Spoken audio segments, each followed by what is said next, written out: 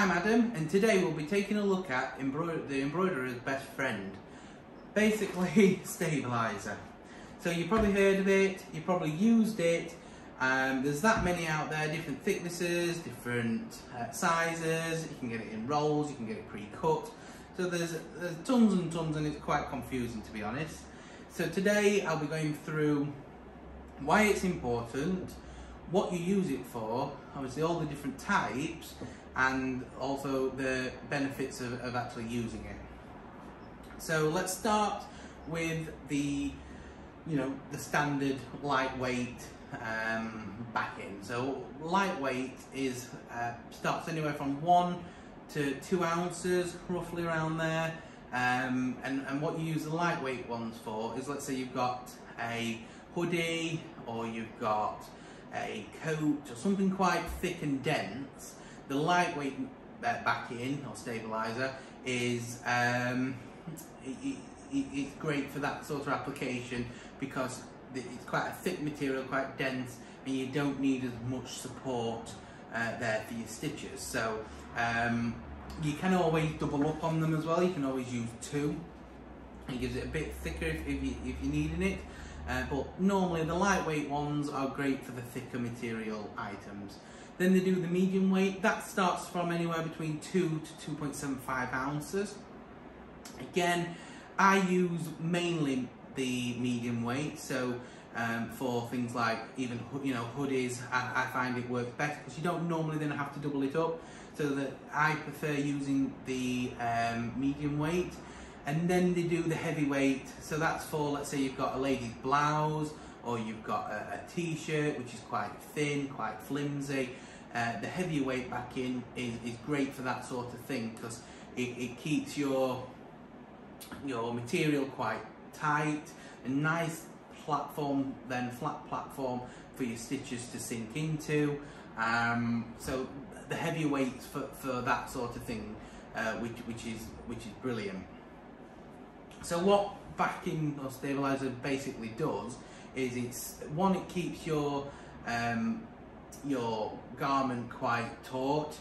Yes, your hoop does that, but your backing also helps with that, and it stops it from, it gives it that nice flat platform, and it stops your stitches from coming back through into your garment, so you shouldn't be able to see your stitches on the top, and it stops your design from puckering, so it stops it from doing this, which is obviously what you don't want.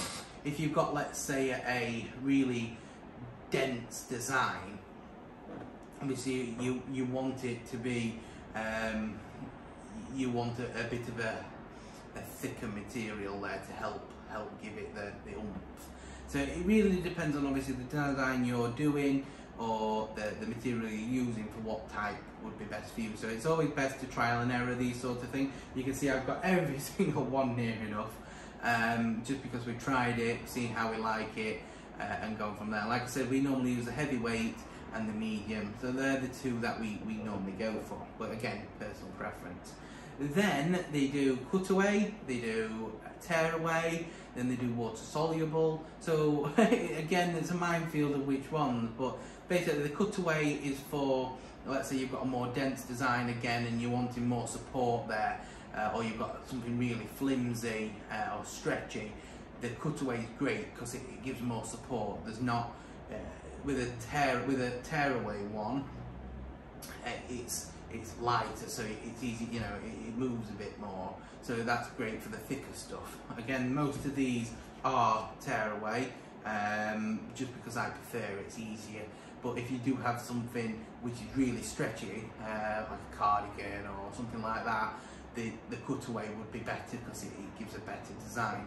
The tearaway, sorry, is like I said, a bit more flimsy, but I like it because it gives a cleaner finish, so you can actually rip it off, and it doesn't leave much behind once you finish. With a cutaway, you've got to be really careful you don't cut the actual garment itself.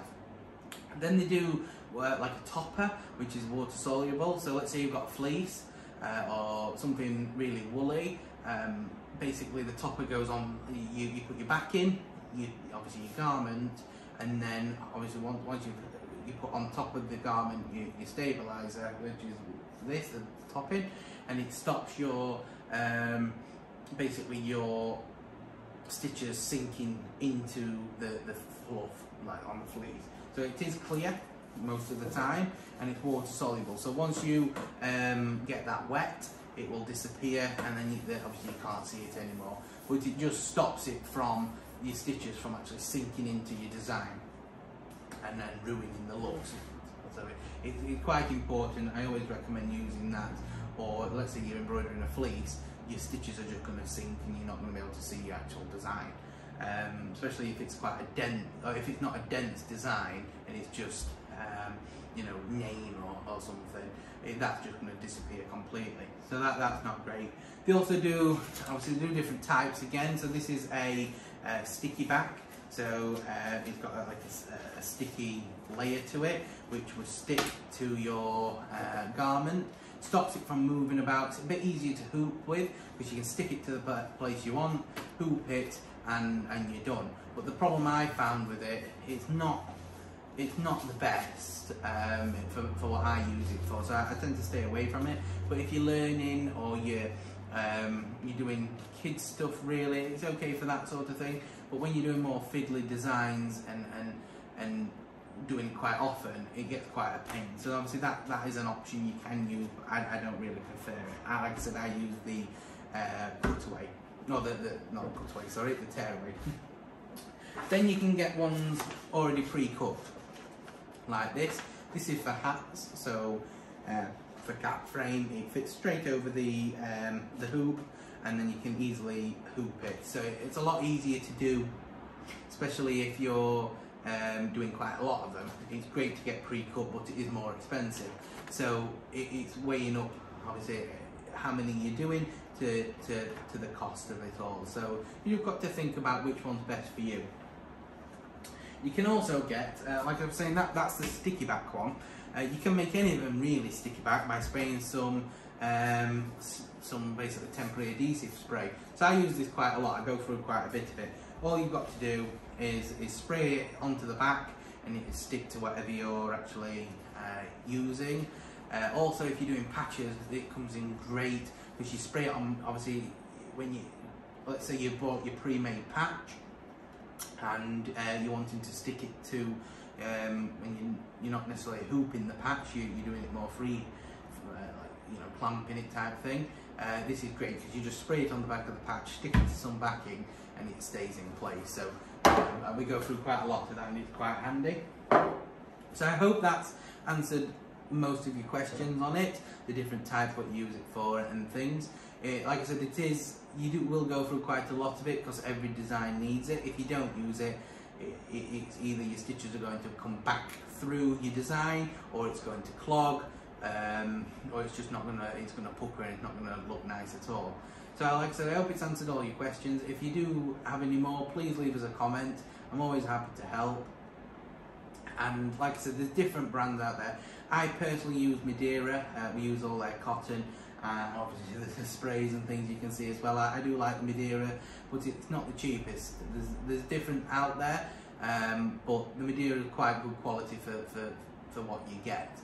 So definitely take a look at that. And like I said, we use the medium to heavyweight, but again, it's personal preference.